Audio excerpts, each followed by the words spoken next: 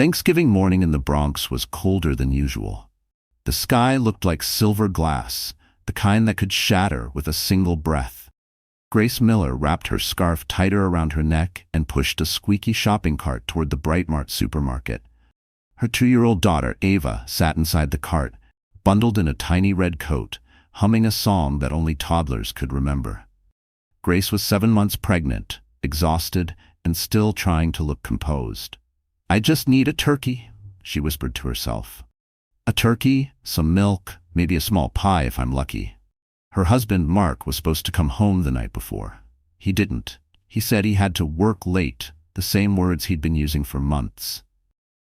Deep down, Grace knew there was another reason, one that hurt too much to name. The automatic doors opened with a rush of warm air and fluorescent light. The aisles were crowded, people grabbing food like survival depended on it. Grace smiled softly at Ava, pretending everything was fine. "We'll make a nice dinner, baby, just you and me." Then came that voice, sharp, confident, expensive. "Some people really shouldn't shop where they can't afford to," a woman said behind her. Grace turned. The woman was tall, elegant, wearing a white Dior coat and pearl earrings. Her makeup looked perfect, like she'd stepped out of a commercial. Cassandra Lowe. Grace had seen her once before, in a picture on Mark's phone. She'd told herself it was just a colleague. But now, standing there under the Brightmart lights, the truth hit like a slap. Cassandra's lips curved into a polite, poisonous smile. "Grace, isn't it funny seeing you here? I didn't realize they allowed employees to shop during peak hours." Grace's hands trembled around the cart handle. "I'm not an employee. I'm just buying groceries." "Oh, groceries." Cassandra's eyes moved slowly from Grace's belly to her worn-out sneakers. Of course, people were watching. Someone whispered. Ava looked up, confused. Grace wanted to disappear. She wished the floor would open and swallow her whole, but before she could reply, another voice joined in, a voice that froze her heart. "Cass, what's going on?" Mark. He stood at the end of the aisle, wearing a pressed shirt and that same cologne she'd bought him last Christmas. His face turned pale when he saw Grace. Cassandra slid her arm around his. "Oh, Mark," she said sweetly. "Your wife was just shopping." Grace felt her throat close. "Your wife?" someone in the crowd repeated.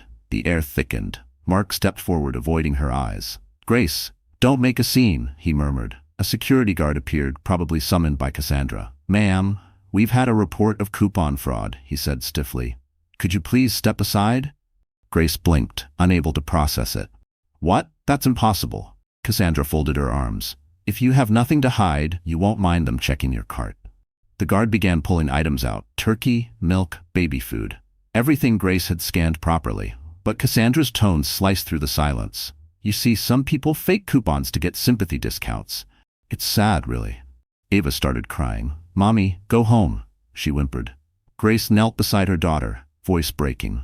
"It's okay, honey. Mommy's okay." Then the guard handed back the turkey. "She's clean," he said. But Cassandra wasn't finished. Still, maybe next time she can try shopping somewhere that matches her situation. Laughter rippled through the aisle. Grace stood, shaking, eyes burning. She turned toward the exit, pushing the cart with trembling hands. As the automatic doors opened, the cold wind slapped her face. She didn't notice the man at the end of the aisle holding up his iPhone, quietly recording everything, because fate was already watching, and it had just started taking notes. The air outside the supermarket was biting cold, but inside Brightmart, the tension was colder. Grace stood frozen near the checkout lane, her pregnant belly tightening with stress. Ava's cries echoed, a trembling sound that made a few shoppers glance over with discomfort and then look away. No one wanted to get involved. That was how humiliation worked, quietly contagious. The security guard cleared his throat again. "Ma'am, I'm gonna need you to step aside. We just need to verify something." Grace's voice shook. "Verify what? I scanned everything myself." She pulled the faded paper coupons from her purse. "Look, all legitimate." Cassandra crossed her arms, that smug smile never leaving her face. "Oh, please don't make this harder. We all have cameras here. If you're innocent, you have nothing to fear, right?" Mark said nothing. He just stood there. Her husband, the man who'd promised to protect her, watching as if she were a stranger on trial. Ava reached for Grace's hand. "Mommy, go home," she whispered again, her little voice trembling. Grace blinked hard, swallowing tears. "We will, baby. Just wait." The guard, embarrassed but following orders, motioned to another employee. "Let's take her to the side office." People whispered now. "Is she stealing?" one woman asked. "Pregnant and still scamming?" another muttered. Grace's face burned with shame. Her heart pounded so hard she thought she might faint. Then came Cassandra's final twist of the knife. "If you'd like," she said sweetly to the guard, "I can escort her out myself. I wouldn't want any trouble for your staff." Grace turned sharply. "Don't touch me." "Oh, don't worry," Cassandra replied, voice dripping with mock concern. "I wouldn't dare. I just feel bad for the child, growing up learning to cheat." Something inside Grace snapped. She took a step forward, trembling with fury. "You don't know me," she hissed. "You don't know anything about me." Cassandra laughed softly. "Actually, I do. Mark told me plenty." The words hit like a knife through her chest. Grace's breath caught. She looked at her husband, the man she'd built her tiny, fragile world around, and saw nothing but guilt on his face. "Mark?" she whispered. He couldn't even look at her. "Grace, please, just go home. You're making things worse." Go home? Where was home now? The apartment they were about to lose? The silence they shared every night like strangers? Her knees buckled for a moment, but she forced herself upright. The young clerk stepped forward hesitantly. "Ma'am, maybe you should just leave for today." Grace nodded slowly, numb. "Fine," she said. Her voice came out hollow, distant. "We're leaving." She lifted Ava from the cart, cradling the child against her chest. Her hands shook so badly she almost dropped her purse. As she turned toward the exit, a carton of milk slipped out of the cart and burst open on the floor, white liquid spreading across the tiles like a stain that would never wash away. Cassandra's laughter followed her. "Clean up on aisle 4, she called mockingly. A few people laughed. Most just stared. Grace didn't look back. Outside, the icy wind hit her face, mixing with tears she didn't realize were falling. The automatic doors closed behind her with a hiss, sealing her humiliation inside that glowing, sterile place. Grace stumbled toward the parking lot, clutching Ava, her vision blurred from the tears and the biting wind. Somewhere behind her, someone shouted, "Hey, wait!" But she didn't stop. Not for anyone. Her phone buzzed in her pocket, a message from an unknown number. She almost ignored it, but the words on the screen made her freeze. "You shouldn't have talked back to Cassandra. Some things are better left quiet." Grace's fingers tightened around the phone. For a long second she just stood there, breathing in the freezing air. Then she whispered, "No, not this time." Because every humiliation plants a seed, and hers had just begun to grow. The emergency room smelled like antiseptic and fear. Fluorescent lights flickered overhead, throwing pale shadows across the linoleum floor. Grace lay on a narrow hospital bed, one hand clutching her stomach, the other gripping the side rail as if it were the only solid thing left in her world. Ava slept in a plastic chair beside her, thumb still in her mouth, face smudged with dried tears. The doctor entered quietly, chart in hand. He was young, kind-eyed, the kind of man who tried to soften bad news with calm tones. "Mrs. Miller, the baby's heartbeat is stable now," he said gently. "But you had a stress-induced contraction. You need complete rest." Grace nodded, her throat raw. We're okay, for now. But I'd suggest you avoid any emotional strain. Too much stress could risk preterm labor." Emotional strain. He said it like it was optional, like she could just set it down and walk away. Grace stared at the ceiling, blinking back tears. When the doctor left, the nurse handed her a clipboard. "You need to fill out insurance details." Grace hesitated. Mark's insurance, the one under his employer. She didn't even know if it still covered her. "Can I handle this later?" The nurse nodded. "Of course, we'll keep the form here." Grace pulled out her phone. Still no messages from Mark. Not one. She dialed his number anyway, straight to voicemail. "Mark," she whispered. "I'm in the hospital, the baby, something happened, please call me." She ended the call, staring at the black screen until her reflection blurred. An hour later, her phone finally buzzed. Relief flared until she saw the message. "Sorry, can't talk right now. I'm at Cassandra's apartment. I'll come tomorrow." Her heart stopped. Cassandra's apartment. Not work. Not a client meeting. Not a lie she could still believe in. Something inside her went quiet. Completely, terrifyingly quiet. Grace pressed a hand to her belly. "It's just us now," she whispered. "You, me, and Ava." Ava stirred in the chair, murmuring in her sleep.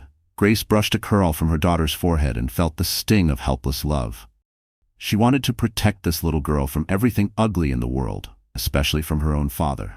A soft knock at the door startled her. A nurse stepped in, holding an envelope. "Someone dropped this off for you." Grace frowned. "For me?" "No name, just said it was important." She opened it slowly. Inside was a folded sheet of paper. Typed words, no signature. "Stop trying to make trouble. Cassandra Lowe has powerful friends. If you value your family, stay silent." Her stomach twisted. She looked around the empty room, every shadow suddenly darker. The walls felt too close. Ava whimpered in her sleep. Grace took a deep breath. "No," she whispered. "I'm not staying silent anymore." She reached for her phone again and opened her email app. With shaking fingers, she began typing a message to Brightmart's customer service address. Official, polite, factual. She described everything that had happened, attached photos of her torn coupon receipts, and hit send. It wasn't revenge. Not yet. It was a cry for dignity. When the message confirmation popped up, she leaned back and closed her eyes. A nurse returned, smiling softly. "Your test results are fine. You'll be discharged tomorrow morning. Try to sleep, okay?" Grace nodded. "Thank you." But sleep didn't come. The hospital hummed quietly, the rhythm of machines, distant footsteps, life carrying on for everyone else. She stared out the small window. Snow had started to fall, soft flakes glowing under the streetlights. Each one looked like a promise whispered to the dark. Grace pressed her palm against the glass and whispered to her unborn child, "They think I'm weak. Let them. They have no idea what's coming. Because pain can break you, or it can turn you into something they'll never see coming." The next evening, the Bronx sky was gray and heavy, the kind that pressed on your chest like a weight.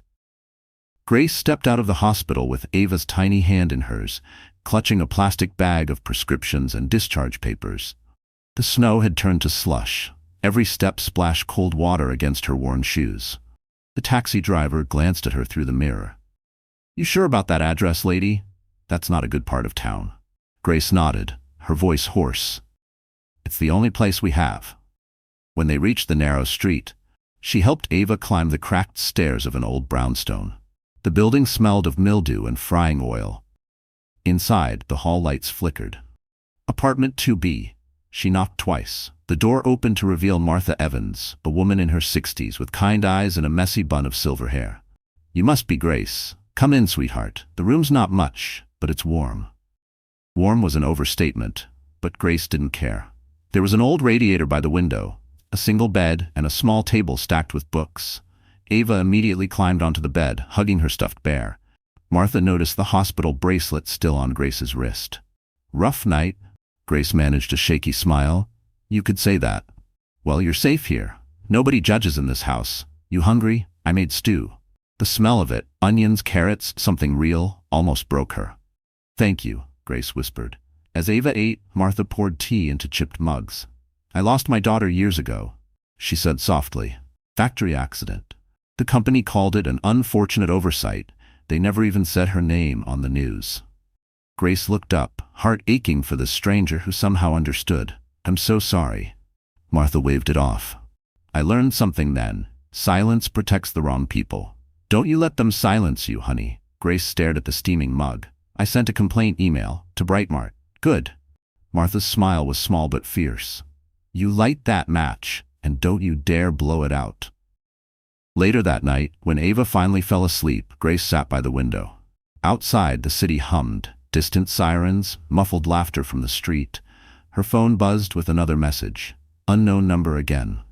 "Still think you can fight her? Cassandra doesn't lose. Walk away before you regret it." Grace's fingers trembled as she typed back, "You picked the wrong mother to threaten." Then she deleted it before sending. Her hands were shaking too hard. She opened her email instead, scrolling through her sent folder, rereading the message to Brightmart. Maybe no one would care. Maybe it would vanish into corporate silence. But it was something. She leaned back, staring at the ceiling. The sound of the radiator knocking in the pipes almost felt like a heartbeat. Her phone pinged again. A new email. Subject line: "Regarding incident at Brightmart, investigation opened." Grace's breath caught. The message was brief, professional. "Dear Mrs. Miller, we have received your complaint. A representative from our compliance department may contact you for follow-up. Please retain any related materials. Grace reread the name at the bottom. Jared Cole, Director of Compliance, Brightmark Corporate Headquarters, Park Avenue, New York. For the first time in days, she felt something spark inside her. Hope mixed with disbelief. Someone had listened. Someone powerful enough to matter. She turned toward Ava, sleeping peacefully under Martha's quilt. The child's face looked calm, untouched by the cruelty of the world outside. Grace whispered, "It's going to change, baby. I don't know how yet, but it will." The old clock in the hallway struck midnight. Martha's radio played a soft jazz tune through the thin walls. Grace watched the faint reflection of city lights dance across the window pane. Outside, the world still looked cold and unforgiving. But inside that small room, for the first time since everything collapsed, warmth began to bloom. Fragile, but real. Because when you lose everything, sometimes you find the people who help you rebuild it. The morning after the snowfall, the Bronx smelled of wet concrete and coffee from the bodega downstairs. Grace woke before dawn. Ava was still asleep beside her, tiny hand curled around the stuffed bear. For a moment, the silence was gentle, then reality returned like a bruise that never healed. Rent due in 3 days. Hospital bill unopened. Mark still gone. Grace slipped out of bed, wrapped herself in Martha's old sweater, and opened her laptop on the wobbly table. The screen flickered to life. Her inbox showed one unread email. Subject line, "You don't know me, but I know what happened at Brightmart." Her pulse jumped. She clicked it open. "My name is Nina Park. I work in logistics at Brightmart HQ. I was there the day Cassandra ordered the guards to remove you. I can't speak publicly, she'd destroy me, but what she did was against policy and against the law. Check the security footage from aisle 4, camera 6. I'll send more soon. Stay quiet, stay smart." Grace reread the message twice. It felt like breathing again after drowning. Someone inside Brightmart was willing to talk. Someone who'd seen the truth. Martha appeared in the doorway, robe tied loosely, holding 2 mugs of instant coffee. "You're up early." Grace smiled faintly. "Couldn't sleep." She turned the screen toward her. "Look." Martha read the message, lips tightening. "Be careful, honey. Good people mean well, but snakes bite hardest when cornered." "I know," Grace said, "but this is something. It means I'm not crazy." The old woman nodded. "Then use it. Don't let them twist your story." Grace sent a cautious reply. "Thank you. I appreciate your courage. If there's any proof, please share safely." She hesitated before hitting send, then finally pressed the key. Somewhere deep inside, that quiet fire she'd felt since the humiliation flickered stronger. Ava stirred, rubbing her eyes. "Mommy, pancakes?" Grace laughed softly. "If we can find mix in the pantry." They made breakfast together, cheap batter sizzling on the scratched skillet. The smell filled the tiny apartment. For the first time in weeks, Grace caught herself humming along with Ava's nonsense song. At 10, her phone buzzed. Another message from Nina. A link. Grace's fingers trembled as she opened it. The screen loaded a grainy video, surveillance footage from Brightmart, time-stamped Thanksgiving Day. She saw herself standing with the cart, Cassandra smirking, the guard stepping forward, Mark watching. The audio was faint but clear enough to hear Cassandra's cruel line, "Some people shouldn't shop where they don't belong." Grace covered her mouth. Tears spilled down, part pain, part relief. "Proof.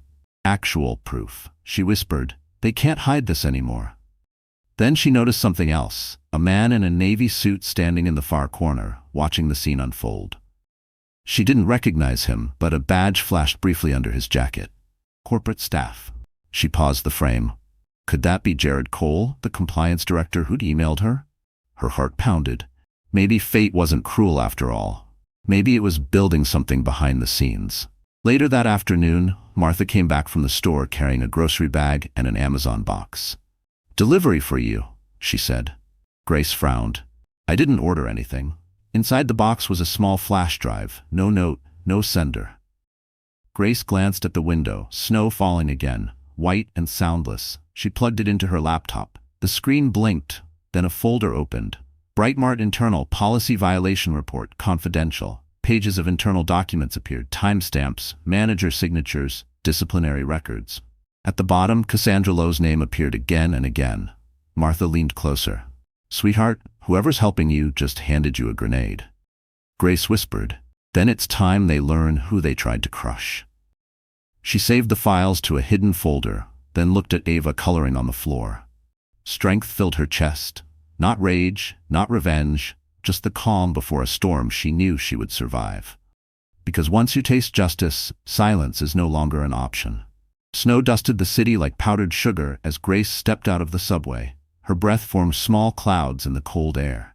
The address glowed on the brass plaque in front of her. Brightmart Corporate Headquarters, Park Avenue.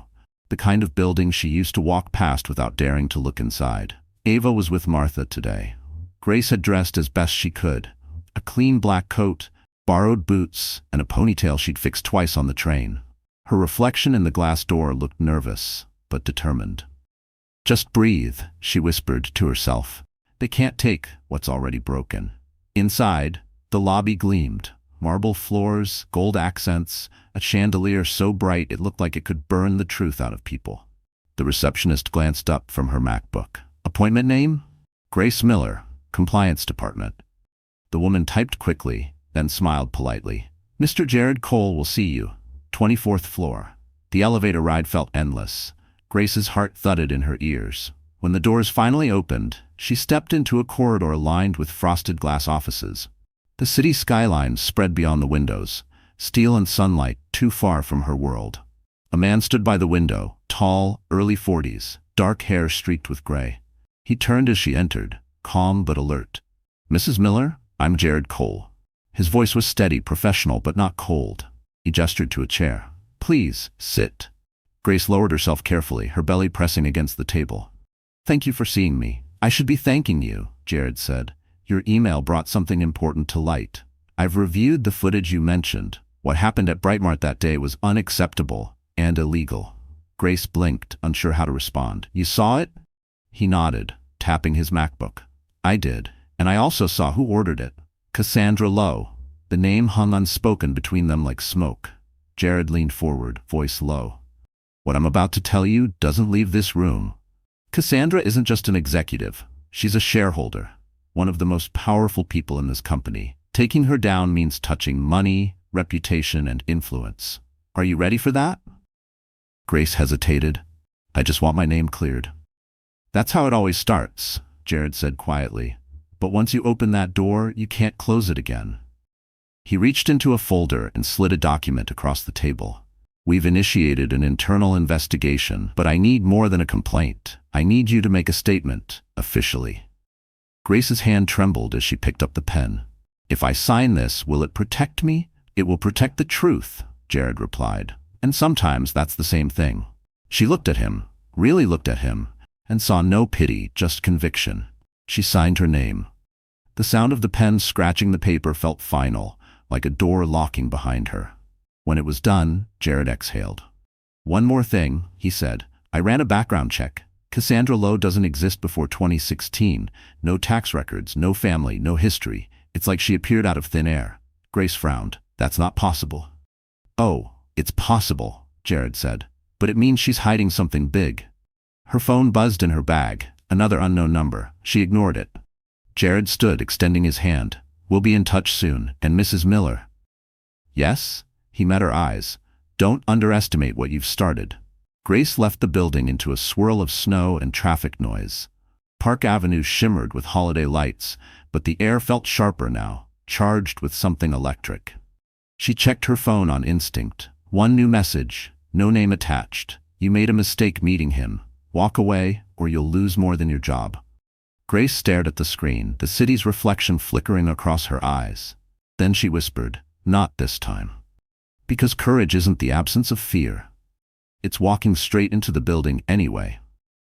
That night, the wind howled through the Bronx streets like a restless ghost. The power flickered twice before holding steady, and the hum of the old radiator filled the silence. Grace sat at the kitchen table, laptop open, scrolling through the files Nina had sent earlier.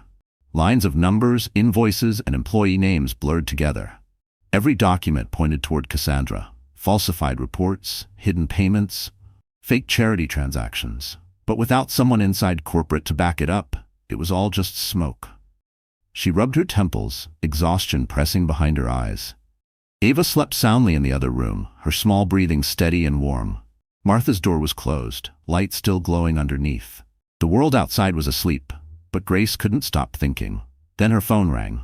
Unknown number again. She hesitated before answering. Hello? Static crackled, followed by a man's low voice. Mrs. Miller, you don't know me. Don't hang up. Her grip tightened. Who is this? I'm calling from Brightmart's IT division. You need to listen carefully. Grace froze. How did you get my number? You're in danger, the man said quickly.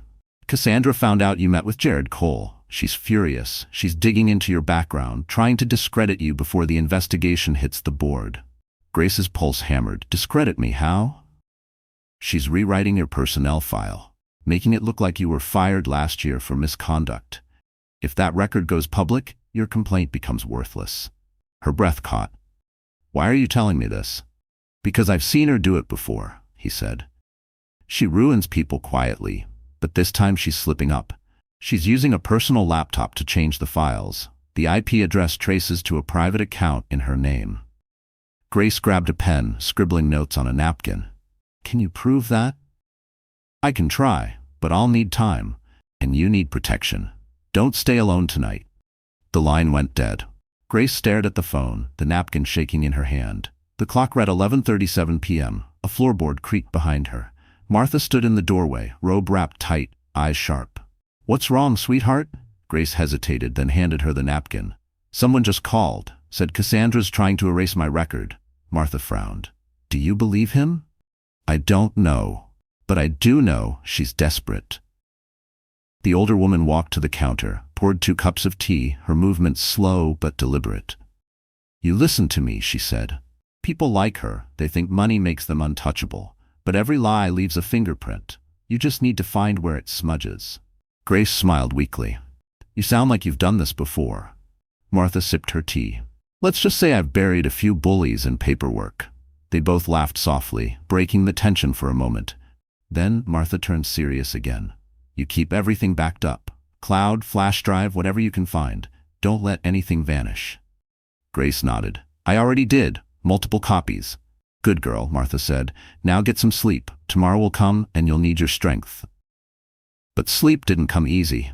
Every time she closed her eyes, she saw Cassandra's smirk, Mark's silence, the flash of a phone camera. Around 2 a.m., a car engine revved outside the window. Headlights swept across the wall, then faded. Grace crept to the curtain and peeked outside. A black sedan idled by the curb. She could barely see through the snow, but a figure sat behind the wheel, unmoving, watching. Her stomach twisted. She reached for her phone again. No new messages, no missed calls. She thought of Jared, his calm voice, his warning.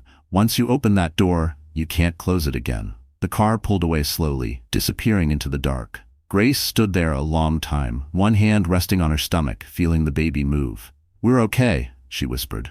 We'll be okay. But deep down she knew this wasn't over. Cassandra wasn't just fighting to protect her image, she was fighting to destroy anyone who threatened it. And Grace Miller had just become her #1 target. Morning crept in quietly, streaks of gray light slipping through the blinds. The Bronx street below was half buried in snow, the kind that muffled every sound. Grace hadn't slept at all. Her laptop sat open on the table, the flash drive plugged in, its tiny red light blinking like a heartbeat. She poured herself a cup of coffee, black and bitter, and stared at the screen. Folders full of numbers, charts, payment trails, all pointing back to Cassandra Lowe. Every file she opened revealed something uglier: missing funds from the company's charity branch, fraudulent tax documents, and internal emails with Cassandra's digital signature. Martha shuffled into the kitchen, rubbing her eyes. You're still up? Grace nodded. I think this is what they were hiding. Nina was right. Cassandra's been laundering money through fake charity accounts. Martha sat down. You're sitting on a bomb, sweetheart. What are you going to do with it? I don't know yet, Grace said quietly. If I hand this over to Jared, Cassandra will know I have it, and if I keep it, she'll come after me. Martha looked at her over the rim of her mug. You already lit the match. You might as well burn the whole thing down. Grace smiled weakly. You make it sound easy. It's never easy, Martha said, but justice never comes gift-wrapped. Before Grace could answer, her phone buzzed, an email notification. Sender, Jared Cole. Mrs. Miller, it read, we need to meet immediately. I've confirmed new evidence. Please bring all documents related to Cassandra's transactions. Do not send anything electronically. Grace stared at the message. The timestamp 6:47 a.m. He must have been working all night, too. She typed a quick reply. I have something you need to see. 2 hours later, she dressed carefully. The same black coat, her hair pulled back, her face pale but composed. She packed the flash drive into a plain envelope, tucked it into her purse, and kissed Ava on the forehead. Stay with Martha, okay? Mommy just has to fix something. Ava blinked sleepily. You're coming back? Always, Grace whispered. She left before the fear could talk her out of it. The train ride to Manhattan felt longer than usual. Every stop, every face around her, seemed to carry suspicion. She kept one hand over her stomach, as if guarding both her child and her resolve. At Park Avenue, she spotted Jared waiting by the revolving doors, coat collar turned up against the wind. You came fast, he said. I couldn't sleep, she replied. You said you found something? Jared nodded. Cassandra moved $2 million last month from the Mother's Hope Foundation into a private offshore account. That's corporate fraud and tax evasion. But I need concrete proof before the board sees it. Grace handed him the envelope. This might help. He opened it, slid the flash drive into his laptop, and his eyebrows lifted. Where did you get this? An anonymous source, Grace said. I think her name is Nina Park. Jared's jaw tightened. That's brave of her. Cassandra's been trying to find out who leaked internal data. Before Grace could reply, a shadow fell across the floor. Cassandra Lowe stood at the far end of the lobby, heels clicking, phone in hand. Mr. Cole, she called sweetly. How nice to see you working so early. Her eyes shifted to Grace. And Mrs. Miller? Still clinging to your little fairy tale? Grace's stomach clenched, but she forced a steady smile. Morning, Cassandra. Still playing detective, I see, Cassandra said. Be careful. Curiosity killed more than just cats in this city. Jared stepped between them. Miss Lowe, this is a private meeting. Cassandra's smile thinned. Nothing's private when it concerns my company. She walked past them toward the elevators, perfume lingering like poison. When she was gone, Grace whispered, she knows. I know, Jared said. That's why we move faster. Grace looked at him, her reflection faint in the marble floor. For the first time, she didn't feel like a victim standing in a billionaire's lobby. She felt like a spark. Tiny, trembling, but ready to ignite. Because some wars aren't fought with weapons, they're fought with truth, one file at a time. That night, the snow fell harder, covering the Bronx rooftops like a blanket hiding too many secrets. Grace sat on the couch with Ava asleep beside her, a cartoon still playing softly on the TV. The flash drive was gone now. Jared had it, but her nerves felt raw, her thoughts sharp as glass. She checked her email every few minutes, waiting for a sign that something was happening. Nothing yet. Martha entered the room, carrying a folded blanket. You should rest, she said. Grace shook her head. I can't. I feel like the whole world is moving, and I'm just sitting here. You're not sitting still, Martha said. You're surviving. That's the hardest part. Before Grace could answer, her phone buzzed on the table. Notification after notification flooded the screen. Twitter, Facebook, YouTube, all with the same headline. Brightmart executive caught on camera, humiliating pregnant woman. Grace's hands trembled as she opened the first link.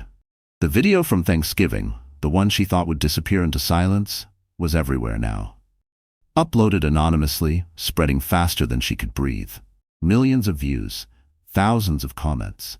The footage showed Cassandra sneering, Mark looking away, the guard pulling Grace's cart, and then the line, the one that still haunted her. Some people shouldn't shop where they don't belong. Martha leaned forward. Lord have mercy, she whispered. The internet just lit a fire. Grace scrolled through the comments. That poor woman, who does that? Brightmart should be ashamed. Who's the monster in the white coat? Her pulse raced. Her humiliation, her pain, it was public now. But for once, the shame wasn't hers.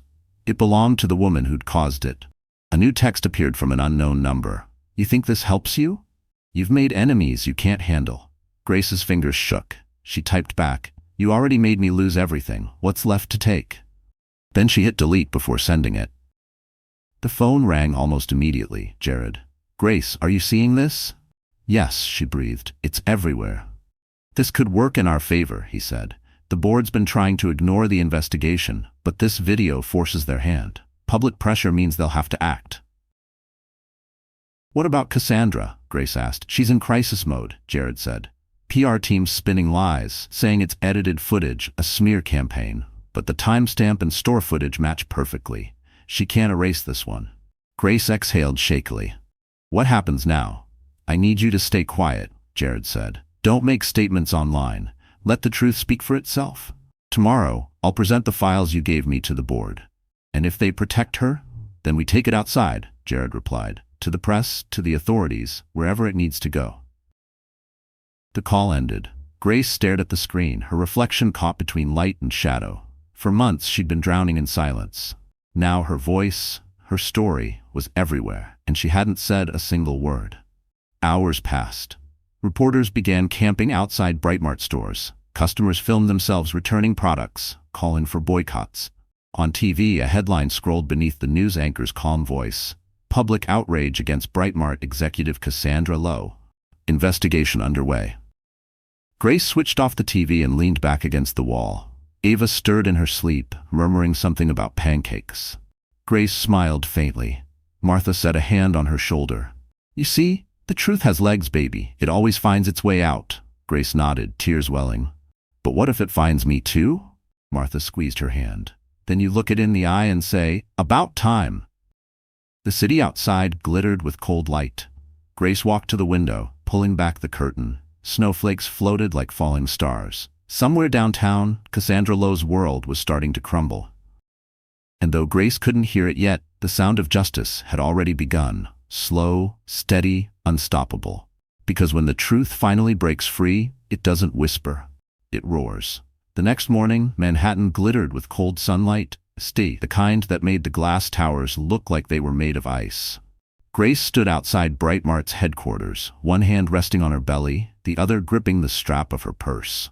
Jared had called early. The board's meeting at 10. I want you there.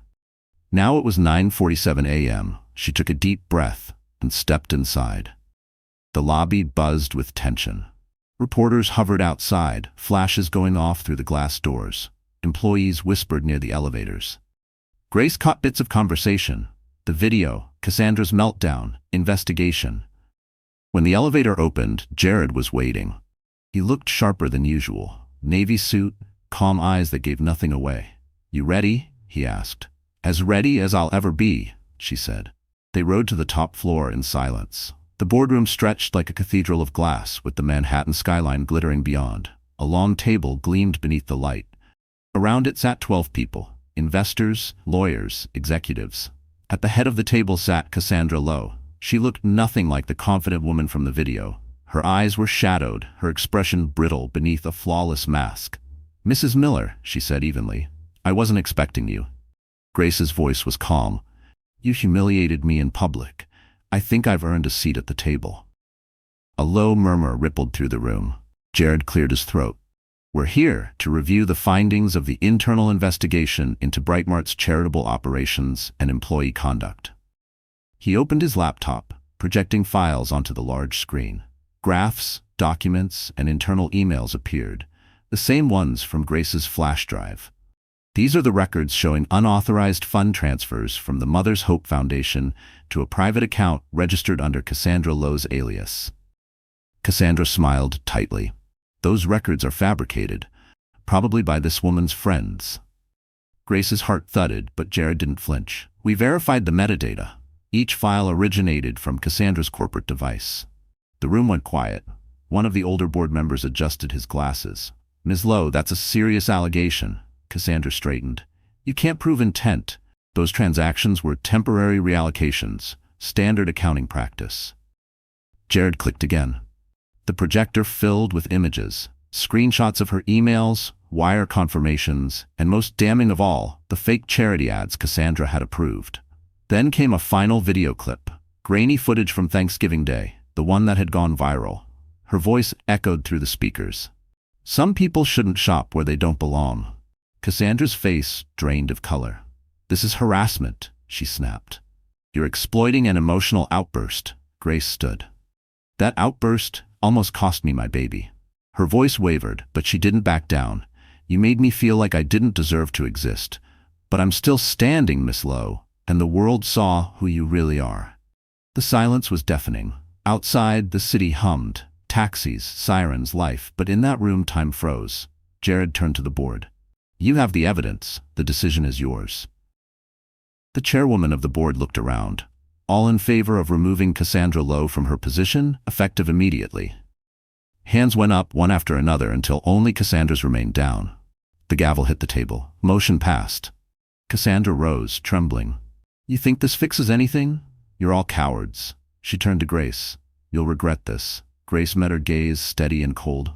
"No, I already did." Security entered quietly. Cassandra grabbed her purse, stormed out, heels striking the marble like gunshots. Jared exhaled. The tension broke. "It's over," he said softly. Grace looked out the window, the skyline stretching endless and bright. "No," she whispered. "It's just beginning." Down below, cameras flashed as Cassandra's figure appeared on the street, surrounded by reporters. Inside, Grace felt her baby kick, a soft reminder that even in destruction, life goes on. Because justice doesn't always shout. Sometimes it stands in silence while the guilty walk out the door. Snow was still falling when Grace left the Brightmart Tower. For the first time in months, she felt lighter. Not victorious, but free. The crowd outside parted as she stepped into the street. Reporters shouted her name, cameras flashing, but she kept walking. She didn't owe anyone her pain. By evening, she was home in the Bronx. The apartment smelled like cinnamon and old books. Martha was stirring a pot of soup while Ava colored at the table. "You did it, didn't you?" Martha asked without turning around. Grace smiled faintly. "They fired her." Martha grinned. "I told you the truth has legs." Grace sank into the chair beside Ava, brushing a crayon off the floor. "I'm just glad it's over."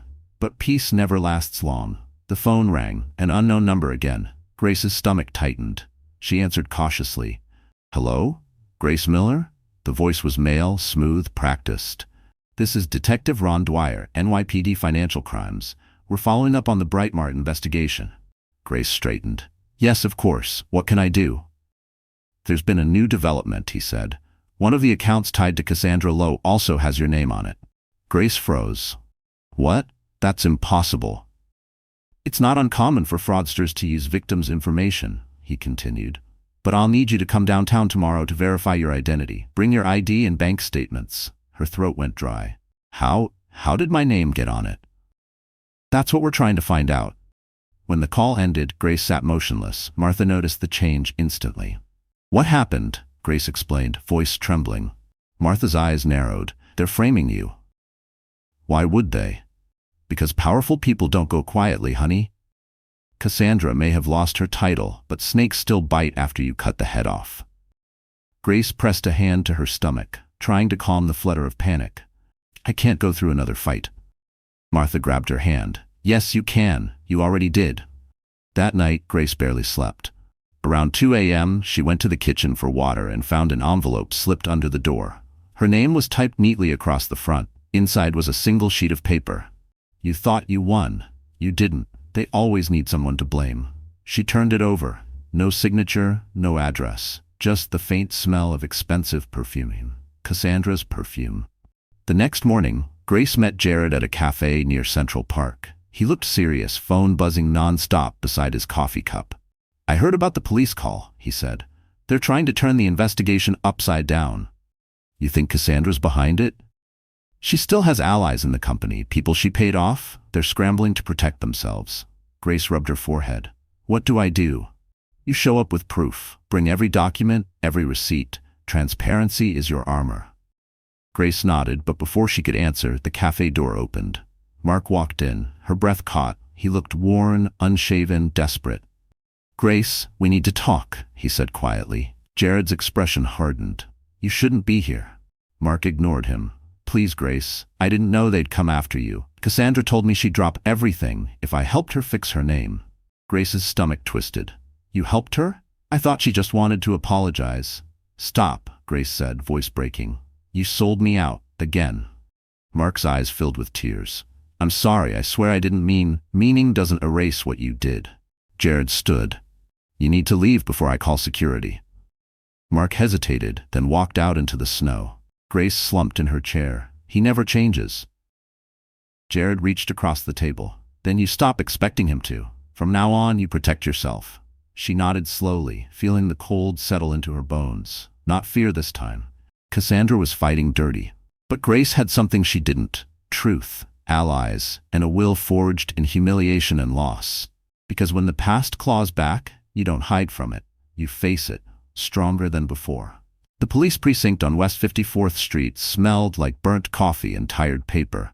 Grace sat at a metal table under buzzing fluorescent lights, hands folded tightly in her lap. Across from her, Detective Ron Dwyer leafed through a folder thicker than a Bible. He looked like a man who'd seen too many lies and didn't expect the truth to surprise him anymore. "Mrs. Miller," he began, "thank you for coming in." Grace nodded, voice low. "I want to clear my name." Dwyer slid a sheet across the table, a printed bank record. This account was used to move over $1 million through Brightmart's charity fund. The beneficiary name listed, Grace Ann Miller. Grace stared at it, her pulse roaring in her ears. "That's not mine. I've never seen this." "I figured you'd say that," Dwyer said. "Mind explaining why the address matches your old apartment on 8th Avenue? Her heart sank. That was the apartment she and Mark had shared before the eviction. "My husband handled all our paperwork back then," she whispered. "He could have used my name for anything. Your husband's name is Mark Miller, right?" "He's missing," Dwyer said, watching her carefully. "Missing," she repeated. "He didn't show up for questioning yesterday," Dwyer said. "His phone's off, car abandoned near a storage unit rented under Cassandra Lowe's alias. You sure you don't know where he is?" Grace shook her head. "No, I haven't spoken to him since yesterday morning." Dwyer sighed, tapping his pen. "I'll be straight with you, Mrs. Miller. This whole thing smells like a setup, but setups don't work without scapegoats. You're easy to paint as one. Poor, pregnant, desperate. The media loves a tragic fall." Grace clenched her fists. "I didn't steal anything. Cassandra used me. She used all of us." He studied her for a moment, then leaned back. "I believe you, but believing isn't proof. You have to give me something I can take to the DA." Grace hesitated, then pulled a folded piece of paper from her purse, a printout of Nina Park's anonymous email, and a still frame from the surveillance footage showing Cassandra giving the guard orders. "These," she said. "The woman who sent them works inside Brightmart. Her name's Nina Park. She's scared, but she knows everything." Dwyer took the papers, eyes scanning quickly. "If she talks, this could change everything." He stood, signaling to the uniformed officer by the door. "We're done for now. But Mrs. Miller, don't go anywhere. Cassandra's people are still out there. If they built this frame job, they might not stop at paperwork." Grace swallowed hard. "You think they'll come after me?" Dwyer's expression softened. "They already did, didn't they?" He left the room, leaving Grace alone with her thoughts. The metal walls seemed to hum around her. Through the tiny glass window, she could see officers moving, phones ringing, the slow churn of a city trying to process corruption it didn't want to see. Her phone vibrated. A message flashed across the screen. "You can't protect them forever." No number, no name, just those words. Her first instinct was fear. Her second was fury. She texted Jared, "They're threatening me again." He responded almost instantly, "I'm sending a driver. Don't talk to anyone else. We'll handle this." As she stepped out into the hallway, the cold air from the open door hit her face. Reporters had already gathered outside, shouting her name, flashing lights burning her eyes. Grace pulled her coat tighter, pushing through them without a word. Across the street, a black sedan idled. Jared's driver waved her over. She slid into the back seat, breath clouding in the air. The city rolled by in streaks of gray and light. Grace pressed her hand over her belly, whispering to the baby. "We're not victims anymore. We're witnesses." The driver glanced at her through the mirror. "You all right, ma'am?" She managed a faint smile. "Not yet. But I will be. Because when they try to break you, the strongest thing you can do is not bend." The following morning, Manhattan pulsed with tension. News vans lined Park Avenue like soldiers waiting for war. Grace watched from the back seat of Jared's car as the Brightmart Tower loomed ahead. She hadn't slept. The words from the anonymous text still echoed in her mind. "You can't protect them forever." Jared opened the car door for her. "You don't have to be here," he said gently. "Yes, I do," Grace replied. "They're not just trying to ruin me anymore. They're rewriting the story." Inside the building, security guards looked uneasy. Whispers rippled through the lobby. Cassandra Lowe had vanished after her firing. The board had called an emergency session to discuss the scandal's fallout. Jared and Grace stepped into the elevator, their reflections tense in the mirrored walls. "She's desperate," Jared said. "Cornered animals always bite. If Cassandra's framing you, she'll have left traces. We just have to find them before the police do." Grace exhaled slowly. "Then let's find them." When they reached the 23rd floor, Nina Park was waiting by the reception desk. Her hair was tied back, face pale. "I shouldn't even be here," she whispered. "But I found something last night. Cassandra's private drive." She backed up all her deleted files before she ran. Jared frowned. "How did you get it?" "I'm in logistics," Nina said with a shaky laugh. "I see everything that moves." She handed Grace a small USB drive. "There's a folder labeled Phoenix. That's her personal project. Fake donations, fake vendors, everything." Before Grace could thank her, the elevator dinged again. 2 men in dark suits stepped out. Corporate security. "Miss Park," one said flatly, "the board would like to see you." Nina froze. Jared stepped forward. "She's under my supervision. You can tell the board to." "Mr. Cole," the guard interrupted, "you've also been requested." Jared looked at Grace. "Stay here. Don't plug that in until I call." Grace's chest tightened. "Jared?" He gave her a faint smile. "Trust me." They left. The office suddenly felt colder. Grace sat at Jared's desk, staring at the USB drive. The label on it, tiny handwritten, read Phoenix 2.0. She hesitated. Her instincts screamed to wait, but another thought whispered louder. "They'll bury it if you don't move first." She inserted the drive into Jared's computer. Files appeared instantly.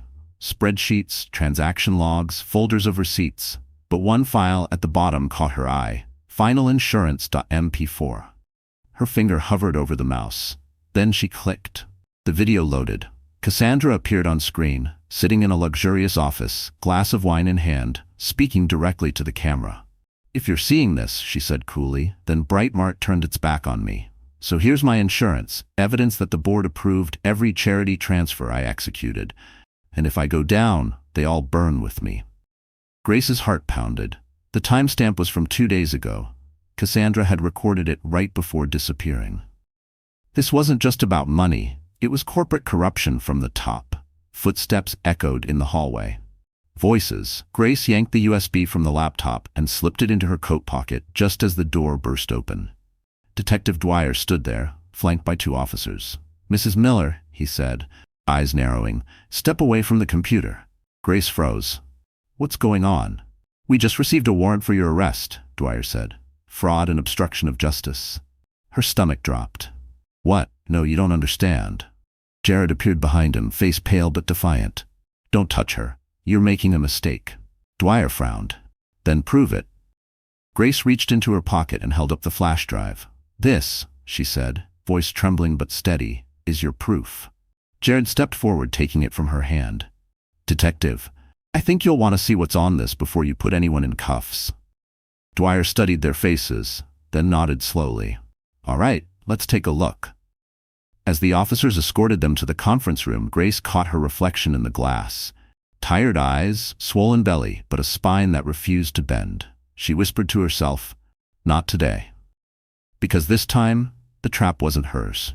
It was theirs. The conference room was silent, except for the low hum of the projector. Grace sat between Jared and Detective Dwyer, her palms sweating against the cold surface of the table. The USB drive, Cassandra's Phoenix 2.0, was plugged into a government-issued laptop. Every breath, every flicker of light in that room felt heavy with consequence. Dwyer's partner, a younger detective with sharp eyes, began scrolling through the folders. "Looks like internal financial data," he muttered. "Offshore transfers, hidden subsidiaries, encrypted files." Dwyer leaned back, watching Grace. "You sure this is what you claim it is? Because if you're lying, it's obstruction." "I'm not lying," Grace said firmly. "That's Cassandra's insurance. She recorded everything. There's a video file. Open it." The young detective double-clicked finalinsurance.mp4. Cassandra's face filled the screen. She sat in an elegant office, champagne glass in hand, a faint smirk curling her lips. "If you're watching this," she said, voice smooth and cold, "then someone betrayed me. Every transfer, every document, every so-called fraudulent decision was approved by the board. They wanted the profits. I simply delivered them. But if they turn on me, the world will know." She lifted her glass toward the camera.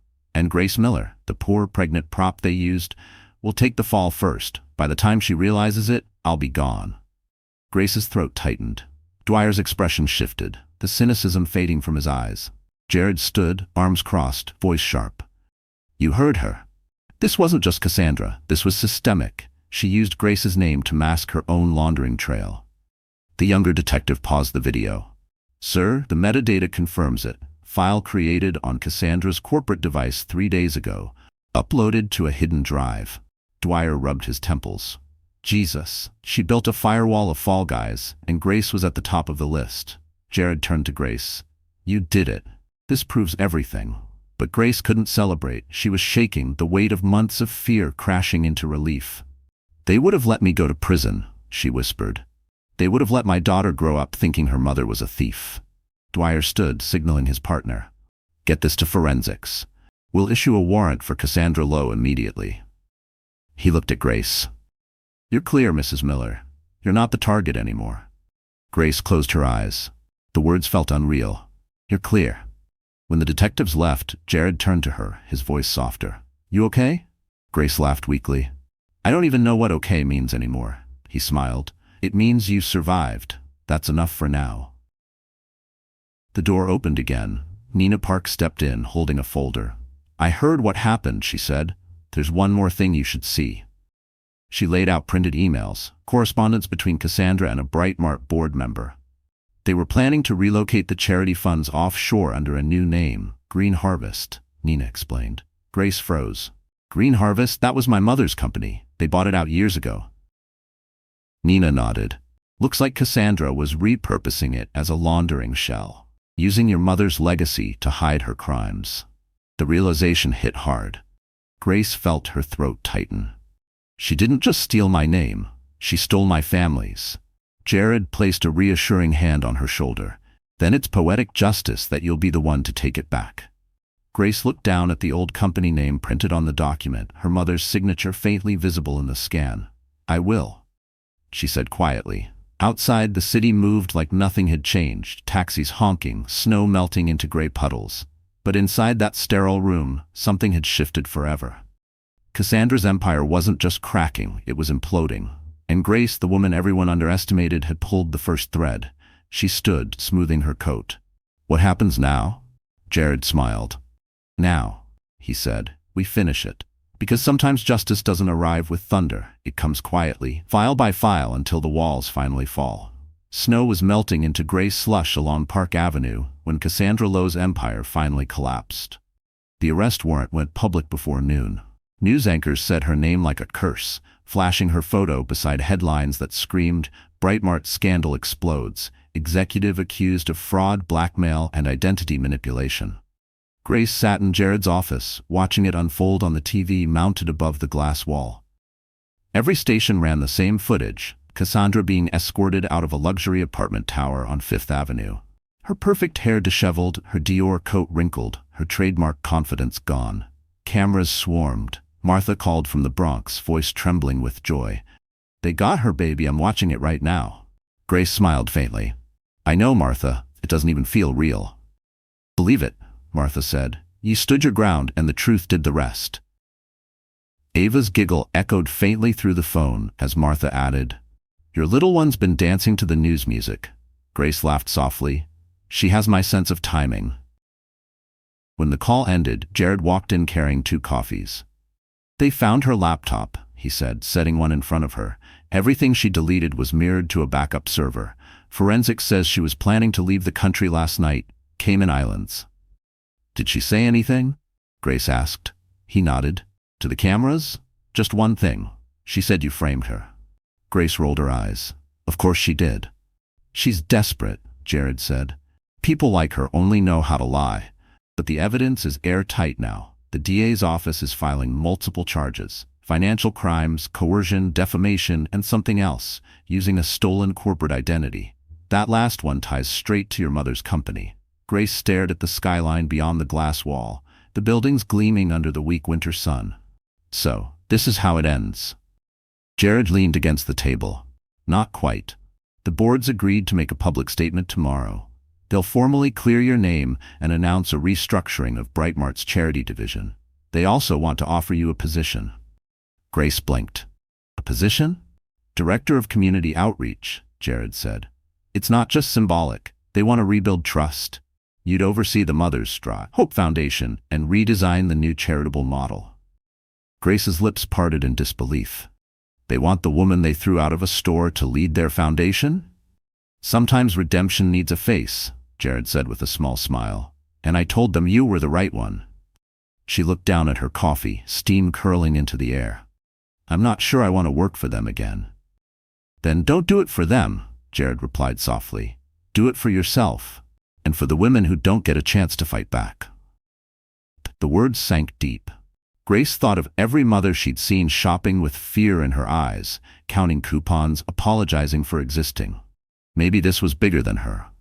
Hours later, as dusk painted Manhattan gold and gray, Jared drove her home.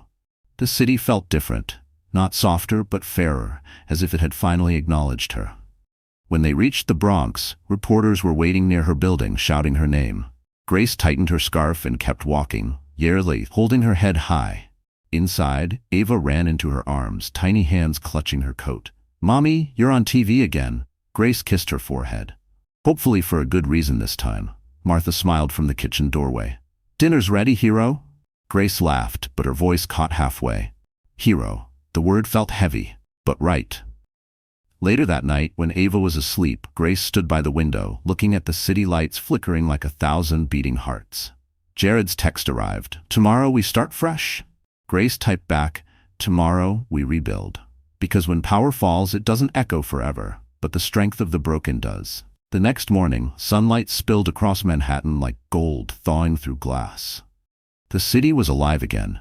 Cameras, headlines, whispers, all orbiting around one story. The woman Cassandra tried to destroy is now leading Brightmart's rebirth. Grace stood before the tall mirrors of her borrowed office, smoothing the sleeves of a navy dress Martha had pressed for her the night before. Ava had hugged her before school, saying, Mommy, you're going to be on TV. Don't forget to smile. She smiled now, faintly, remembering that tiny voice.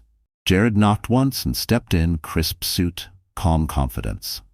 They're ready downstairs, he said. You sure you want to do this live? Grace met his eyes. She humiliated me in public. It's only fair the truth lives there too, he smiled. That's the Grace I know. They took the elevator down to the main lobby, transformed overnight into a media hall. Cameras lined the walls. Reporters murmured into microphones. Behind the podium, a massive banner read, Brightmart, a new chapter. The board members sat stiffly in the front row. They looked nervous, maybe guilty. Jared walked her to the podium and stepped back. For a moment, Grace simply looked out at them, at the faces that once turned away while she was dragged out of their store, at the flashing lights, at the city that had watched her fall. She adjusted the microphone. My name is Grace Miller, she began, her voice steady. A few months ago, I walked into a Brightmart store with my daughter, hoping to buy a turkey for Thanksgiving. I walked out humiliated, accused of theft, and left standing in the snow. But what none of us knew that day was that a single act of cruelty would uncover something far greater: corruption, deceit, and the illusion that power can silence truth. The room was silent. The hum of the cameras sounded like wind through glass. I didn't win this fight alone, Grace continued. It took people with courage. Jared Cole, Nina Park, Detective Dwyer, and countless others who believed integrity still mattered. What happened to me should never happen to anyone. That's why Brightmart's new initiative, Mothers Rise, will dedicate every dollar to families in need. No fake charities, no hidden accounts, real help for real people. She paused, scanning the crowd. We can't erase the pain, but we can build something honest from it. Applause rippled through the room, hesitant at first, then growing. Cameras flashed. Jared stepped forward and whispered, Perfect. You just gave them back their conscience. But as Grace stepped down, a voice behind her froze her in place. Grace Miller, she turned. A reporter held up a phone. We just received a statement. Cassandra Lowe released an open letter from jail. She says she'll reveal names of Brightmart's partners who supported her schemes unless charges are dropped. Murmurs exploded. Grace felt the air shift. Fear, tension, a a reminder that darkness doesn't vanish in a single sunrise. Jared sighed. She's still trying to drag everyone down with her. Grace looked up at the flashing lights, the chaos she hadn't chosen but had learned to navigate. Then let her talk, she said quietly. If truth is what she's threatening people with, maybe that's the first honest thing she's ever done. The cameras turned toward her again, recording every word. When it was over, Jared guided her out a side door into the crisp afternoon. They walked along Fifth Avenue, sunlight glinting off store windows. For once, people didn't whisper or stare with pity. They smiled. A woman pushed a stroller past and said softly, "You made us proud."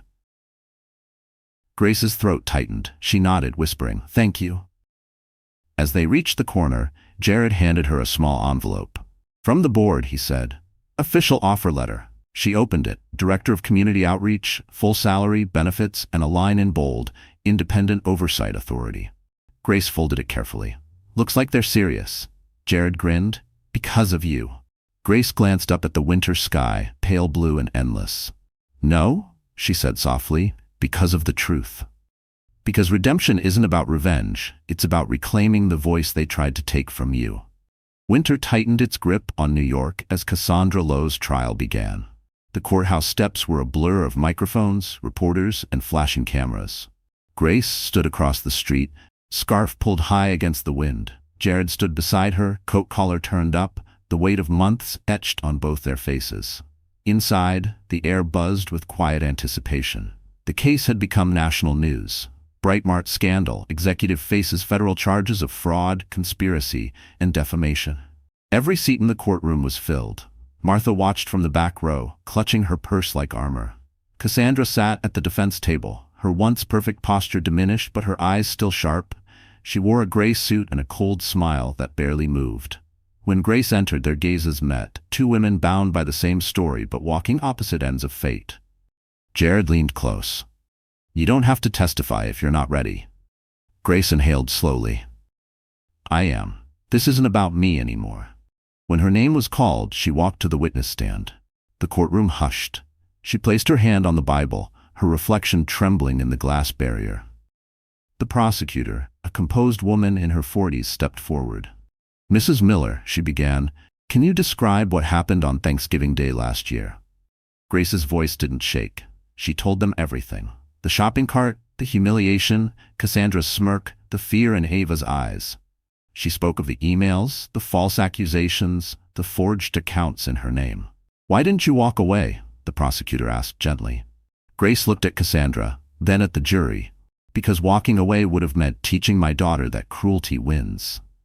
The room fell silent. Even Cassandra's attorney stopped taking notes. Then came cross-examination. Cassandra's lawyer, a man with slick hair and colder eyes, approached with false politeness. "Mrs. Miller, isn't it true that your husband was involved in financial dealings with Miss Lowe?" Grace nodded calmly. "He was manipulated just like I was." "So you admit there's a possibility your household benefited from Breitbart's funds?" "No," Grace said firmly. "We didn't benefit. We survived. There's a difference." He smirked, pacing. "And yet you now hold a position at Breitbart, correct? Director of Community Outreach. That's a convenient turnaround." Grace met his gaze without flinching. "It's not convenient. It's necessary. I'm making sure what she did never happens again." The judge nodded approvingly. "Let the record show Mrs. Miller's statement stands."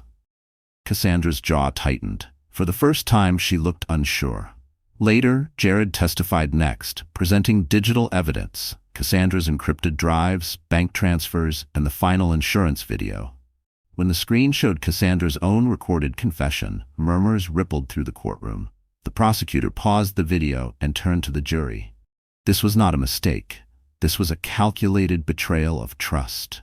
Cassandra's defense faltered. She whispered something to her lawyer, her hands trembling. Outside, snow began to fall again, soft, relentless, like the world was cleansing itself. When closing arguments ended, the judge called a recess. Grace waited in the hallway, heart pounding. Jared joined her, handing her a small bottle of water. "You were incredible," he said. "I just told the truth." "That's what incredible looks like," Jared replied. After 2 hours, the jury returned. 12 faces, serious and steady. The foreman stood. "We, the jury, find the defendant, Cassandra Lowe, guilty on all counts. A gasp swept the room. Cassandra slumped in her chair, eyes hollow. Reporters rushed outside to relay the verdict. Grace didn't move. She just stared ahead, her body trembling with the release of months of fear and fury. Jared leaned close, whispering, "It's over." Grace exhaled, voice barely audible. "No, it's finally right." As they stepped outside, cameras flashed, snowflakes landing on her coat like tiny stars. Martha waved from across the street, tears shining in her eyes. Grace smiled through the storm. "Let's go home," she said softly. "Because justice doesn't erase the scars, but it teaches the world who left them." 2 weeks after the verdict, the winter sun broke through Manhattan's gray skies for the first time in months. Grace stood backstage at the Breitbart press conference, the one the world had been waiting for. Not about Cassandra, not about scandal, but about rebuilding. Cameras clicked rhythmically in the distance, flashes like lightning against polished marble. Across the stage, a massive banner read, "Integrity Rebuilt, Breitbart's Commitment to Change." Jared stood beside her, adjusting his tie, calm as ever. "Ready?" he asked. Grace exhaled. "I've been waiting a long time for this." The new CEO, a woman named Evelyn Torres, took the podium first. "Today," she said, voice steady, "we acknowledge our failure, not just as a company, but as people. When we allowed power and arrogance to define our brand, we betrayed the trust of our customers and our community." She paused, then turned toward Grace. "One woman refused to stay silent when the rest of us looked away. Her courage exposed what we refused to see, and for that, we owe her more than an apology. We owe her a platform." Evelyn stepped aside. The cameras turned. Grace walked forward, the click of her heels echoing in the cavernous hall. She adjusted the microphone. For a heartbeat, the world was utterly still. "My name is Grace Miller," she began. "You've probably heard it by now, in headlines and stories, maybe even in gossip, but for a long time, my name was something people said with pity or disbelief. Today, I get to define it myself." Her voice carried warmth, but it didn't waver. "I was humiliated in a Breitbart store while holding my daughter's hand. I was called a thief, a liar, and worse. But the truth has a way of surviving, if you're willing to fight for it." Reporters scribbled notes. Cameras zoomed in. "I'm not standing here to relive that pain," Grace continued. "I'm here because pain can become purpose. What happened to me opened the door for others who were silenced. The Mother's Rise Foundation isn't just a charity. It's a promise that no woman, no parent, will ever be treated as disposable again." Applause rippled across the room. Jared watched from the side, his expression proud but quiet. Grace smiled faintly. "Cassandra Lowe thought she could take my voice. Instead, she helped me find it." The audience erupted, flashes exploding like fireworks. When the applause faded, Grace stepped down. Evelyn met her halfway, shaking her hand before pulling her into a brief, emotional hug. "You gave this place a soul again," she whispered. Grace nodded. "Then let's make sure it never loses it again." Later in the green room, Grace sank onto the couch, exhausted but glowing. Jared handed her a cup of tea. "You handled that perfectly," he said. "I was terrified," she admitted. "Every time I looked out there, I saw the version of me who begged for kindness in that supermarket." Jared smiled softly. "And now that version of you just changed an empire." Grace laughed quietly, setting the cup down. "It feels unreal, like I borrowed someone else's courage." "You didn't borrow it," Jared said. "You built it." Outside, the press conference continued. Reporters clamoring for quotes. Grace watched through the glass window as the banner behind the stage caught the sunlight, the word integrity glowing gold against white. Her phone buzzed. A message from an unknown number again, but this one was different. "You were right. I thought power made me untouchable. It didn't, CL." Grace stared at it, her chest tightening. Cassandra's final message. She typed a simple reply, "May the truth free you too." Then she deleted the thread. The city outside hummed with new energy. Rebirth. Grace slipped on her coat and turned to Jared. "Come on," she said. "Let's go see what rebuilding really looks like. Because when the world finally says your name with respect, that's not revenge, that's restoration." Spring crept into New York like a slow sigh of relief. The snow was gone, the streets pulsed with sunlight, and life had finally found its rhythm again. For Grace Miller, peace didn't arrive all at once. It arrived in small, steady ways. Laughter at breakfast, silence without fear, and mornings that didn't start with headlines. Her apartment looked different now. Plants bloomed on the windowsill, Ava's drawings covered the fridge, and the air no longer carried the scent of worry. She was rebuilding, piece by piece, and this time, it was on her own terms. Every morning she walked Ava to preschool before heading to the new Brightmark Community Center, a bright, renovated space she'd designed herself. The walls were covered with photos of women who'd received help from Mother's Rise, job placements, food drives, daycare sponsorships. It wasn't charity, it was dignity restored. That afternoon, Jared stopped by, a coffee in each hand. "Director Miller," he teased, "your staff says you're turning into a workaholic." Grace smiled, accepting the cup. "Says the man who emails me at 2 a.m. He laughed. "Touché." He glanced around the bustling office, volunteers sorting donations, laughter bouncing off the walls. "This place feels different, feels alive." Grace looked around too, her eyes softening. "It's not just a building, it's a promise." They sat at the window table, the hum of the city fading behind the glass. For a moment they were silent, sipping coffee, the air between them charged with something unspoken but familiar. Finally, Jared said, "I'm leaving Brightmark." Grace blinked. "What? Why?" He leaned back, watching the sunlight catch her hair. "My work here's done. The company's stable. Cassandra's case is closed, and you're more than capable of leading this movement. I've been offered a position at the nonprofit board for consumer ethics. It's in D.C. Her heart tightened unexpectedly. "That's incredible," she said. "You deserve it." He smiled, but his eyes were searching hers. "And what do you deserve, Grace?" She hesitated. "Peace, I think. Maybe a chance to breathe before I decide what's next." He nodded slowly. "You know, you've changed more than you realize." She chuckled softly. "So have you." Ava burst in at that moment, running from the daycare room holding a small craft, a paper heart covered in glitter. "Mommy, look, it's for you." Grace took it, eyes misting. "It's beautiful, honey." Ava looked up at Jared. "Are you staying for dinner?" Jared laughed. "I might, if your mom lets me." Grace pretended to think. "Only if you bring dessert." He grinned. "Deal." Later that eat together at Martha's kitchen table, the same one that had once witnessed tears and fear. Now it glowed with warmth. Chicken soup, laughter, Ava's chatter filling the air. Martha watched them with a knowing smile. When Ava fell asleep on the couch, Grace walked Jared to the door.